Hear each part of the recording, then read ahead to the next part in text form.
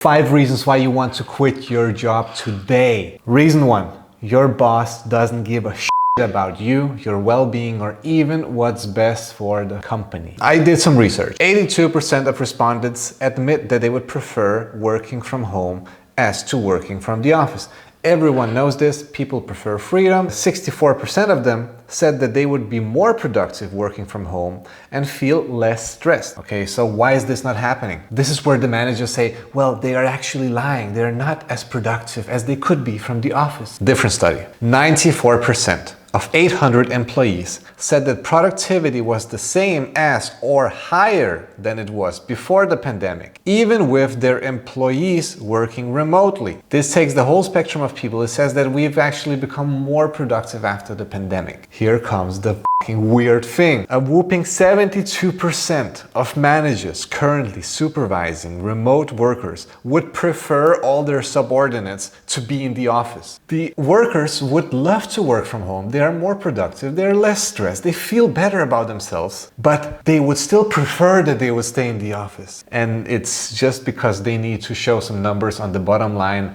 It's all for selfish reasons. This is just pure insanity, okay? The second reason is you are being kept in a submissive state of mind. Well, first of all, you support a set of values that are not your own. Second of all, you can't just easily manifest the ideas that you want because you have to go through a lot of layers of approval. And you're in this frame, most importantly, you're in this frame where you are the employee and then you have the employer. You start losing yourself into this frame. You start seeing yourself as subordinate, even when you're outside of work. This means you're less confident. You're less confident in your own ideas, in your own abilities, maybe even in your own ability to quit the job and to see all the opportunities that lies around you that could set yourself free. Third reason is you're being kept in a time-wasting delusion that doesn't allow you to see your own life from above. Through the last 100 years or so, some would even argue that since the Egyptian times, but through the last 100 years especially, we've been having this symbiotic relationship between workers and employers that has kind of fine-tuned the whole yearly schedule to precision, to millimeter precision of keeping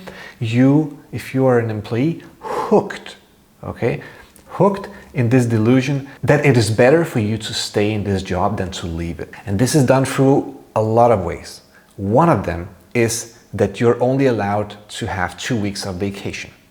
Why 2 weeks? Because if it's, say, a month or 2 months of vacation, okay, then you will have enough time to completely separate yourself from your work, find your own hobbies again, find what you did as a child that would bring joy to you. You would even have enough time to build up enough skills and expertise and confidence in something that would set yourself free, to make you independent, to make you a freelance worker or whatever. But when you're only given 2 weeks, that means you're just barely having enough time to recover in your body, a little bit in your mind, but not enough for your soul to really just get that bird view on the whole thing and take a look and say, okay, what the fuck have I been doing for the last 2 years? I've been stuck in this loop. And there's actually all these things, if I look around, that I could be doing instead. You're not seeing it because you're only giving these 2 weeks. And the same with weekends. Weekends is the same thing. You're basically just recovering from all the energetic depth that you've been building up throughout the week. So you're sleeping in, you're giving into your cravings, your bad habits. The weekend is basically just a long coffee break, okay? It's nothing more than that.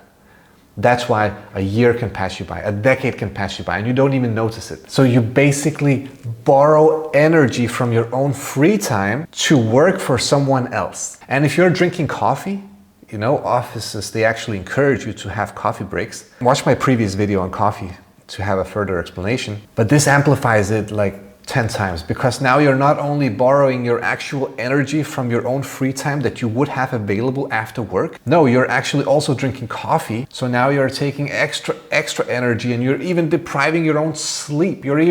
Which means that you're depriving your own weekends, your total REM, just to stay productive in the 8 hours you're working. So the idea that you have 8 hours of work and 8 hours of free time is complete bullshit.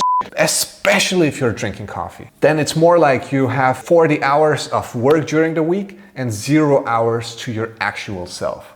The fourth reason is you can't have a morning routine because you have to be somewhere at a certain time, sometimes even at a certain place every single day. So even if you do manage to wake up and hit the gym and do your morning meditation, you still have this in the back of your mind that you have to be there. You have to be there.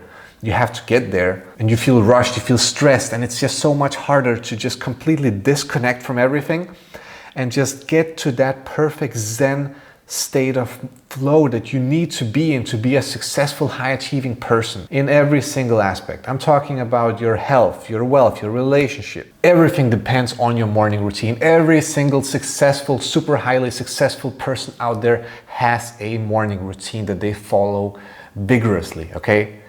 And you're deprived of that. Again, this goes with point number 3. It's a perfect system meant to keep you stuck forever and ever, and you get the gold watch one day, you retire, and then you die. The fifth reason is you can't be where you want to be. This is the craziest thing of them all for me. I had like jobs that I actually loved, okay? I used to work in advertisement agencies. We were creative. I was, coming into office whenever the I wanted to. I defined my own job title, defined my own rules for how and what I was doing. But then there were these days where the sun was just shining and I just felt like this extreme sense of FOMO. I just wanted to be outside. I wanted to be at the beach. Later on in life, I discovered that there's even better places than the Western world, than being in a big city. Like you could be at the beach, working in nice co-working communities in Mexico, in Colombia, in Bali, in Thailand, all these amazing places.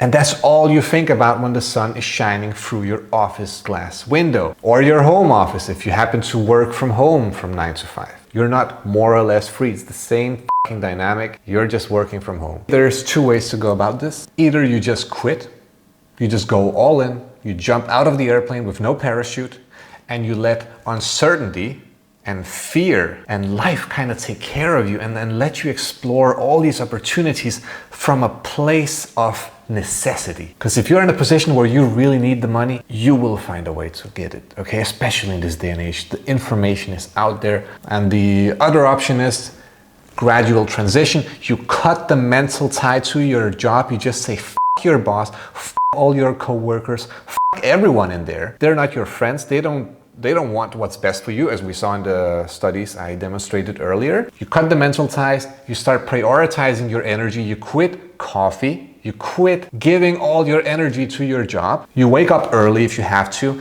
and then you spend the best part of your energy on your own business. That's it for this video. Thanks for watching.